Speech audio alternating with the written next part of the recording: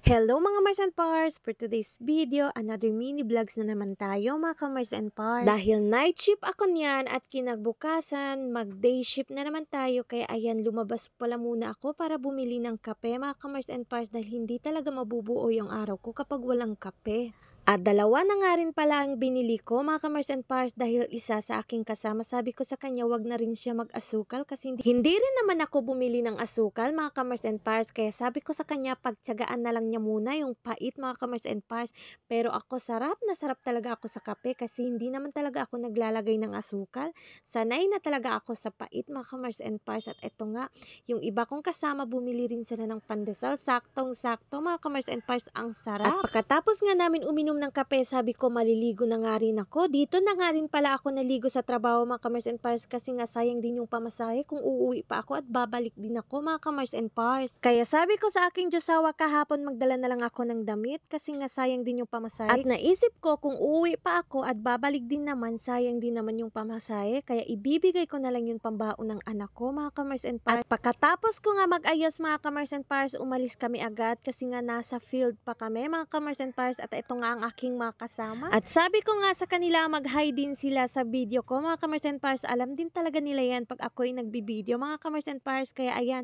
for the smile talaga sila lagi mga ka-Mars and Pars. At kinahapunan mga ka-Mars and Pars, pagkatapos namin kumain ng tanghalian at saka merienda. O diba may tanghalian at merienda pa. Sana all na lang talaga tayo mga ka-Mars and Pars. At lumabas na nga rin pala ako dito sa may labasan. Ano daw?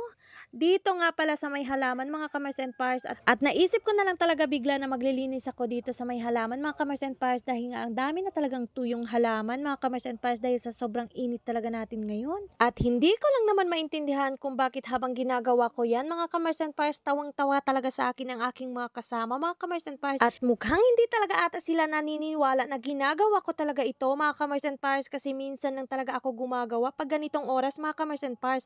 Kasi mas madalas naglilinis ako dito kapag night shift ako mga ka-Mars. Pero ngayon, mga ka-Mars and Pars, ginagawa ko talaga to kasi nga inaantok na talaga ako mga ka-Mars and Pars kasi nga ang dami ko talagang kinain kasi nga birthday talaga ng aming kasama dito sa trabaho kaya ang daming pagkain.